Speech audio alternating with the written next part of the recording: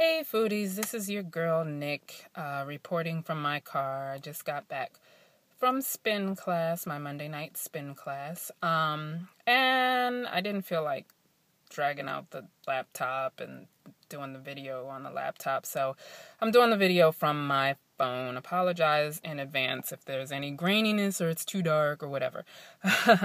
Last week of the Bariatric Foodie Pledge, week 4, woohoo, we made it this far.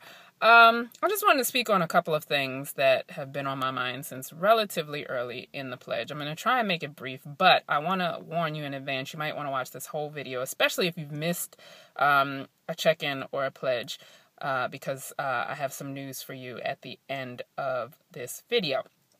What did I want to say? This year, the Bariatric Foodie Pledge was a little bit challenging for me. I think I underestimated how much Bariatric Foodie's audience has grown in the last year. And while I did invest in some technology that was supposed to help me manage this whole thing better, and it obviously failed me, I have been sort of working double time to keep everybody straight. So I think the first thing I want to say is thank you for your patience in that.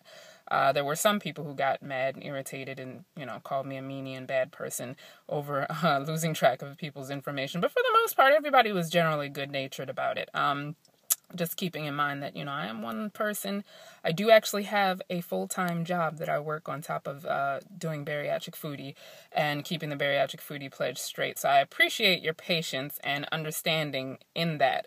And sort of emailing me when I had left you off the list or something like that.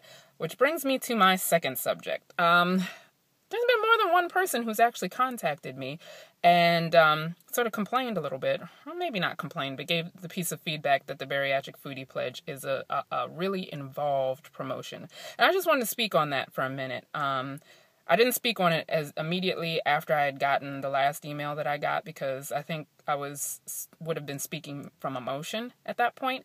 At this point, I'm a little bit more reasonable. So what I have to say about that is, yes, the Bariatric Foodie Pledge is rather involved. You do have to do a lot. You have to stay engaged. You have to make sure that your name is on the list. You have to work within a deadline. You have to work on a goal. You have to stay accountable to other people.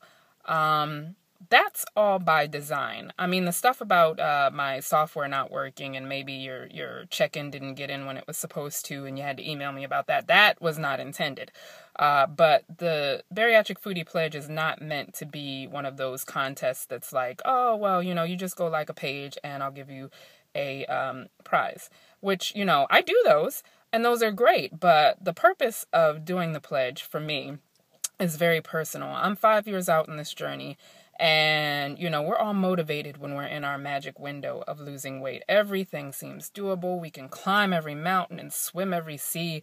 And we're really, really motivated to keep ourselves up. But for a lot of us, either when the scale stops or the stresses of life become too much, or maybe you had trouble in your marriage, or maybe you had trouble in your relationships with other people. Either way, things get hard. And at a couple years out, statistics tell us that a lot of post-ops simply give up on themselves.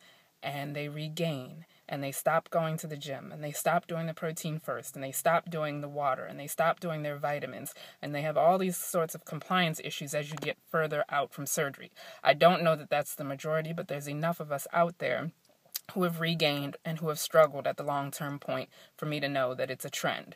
So with the Bariatric Foodie Pledge, and the reason why I do this every year and I invite people every year is because in order to maintain long-term success, you have to stay engaged in your process. And so it's not always going to be easy. You're going to have things come up. You're going to have a sucky boss. You're going to have a bad day at work. The kids are going to act like little hellions. Your husband is going to act like a butthole.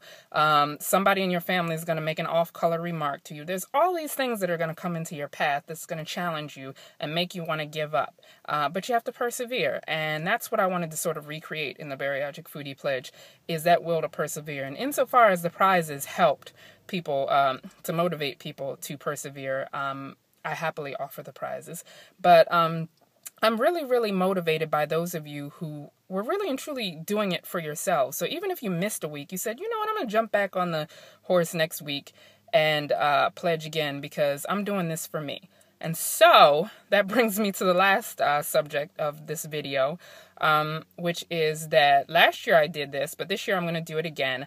At the end of this week, I'm going to pick three people who are only missing 1 week from the pledge list. It can be 1 week where you simply didn't check in, or 1 week when you didn't pledge or check in. But one person who is missing only, 3 people, I'm sorry, that are only missing 1 week on the list, and you guys are going to get the opportunity to compete for the grand prize. Grand Prize Week is next week. I'm going to make another video later on this week explaining how Grand Prize Week works, because it's different from last year. But I just wanted to say that the reason why I did it last year and the reason why I did it this year is because when I look at my master pledge list, and you guys should see it, it's like a thing of wonder. It's like color-coded and everything. You can see that some people very clearly, once they missed a week, were like, forget it. Not doing this anymore. But there's some people who really persevered, and they came back and they kept coming back, and they're only missing 1 week, and they checked in and were accountable during the week that they weren't actually on the list. And I personally find that admirable, and I think that those 3 people who get picked are every bit as deserving of the grand prize as the rest of us. It's not a given that you will get the grand prize just because you're going into the grand prize competition. There's going to be a couple of things that you have to do next week in order to get to that finish line for that huge grand prize, and only one of you is going to win it. But I did want to make that announcement. So this video is coming up on 7 minutes, and I only wanted it to be 5. So I'm going to end it now. But I just wanted to say thanks for hanging in there. This has been a great pledge year, even after all of the technical difficulties. What really inspires me is seeing you guys work on your goals and feeling so proud of yourselves for accomplishing them. So thank you for a great pledge year, and I look forward to telling you about Grand Prize Week soon.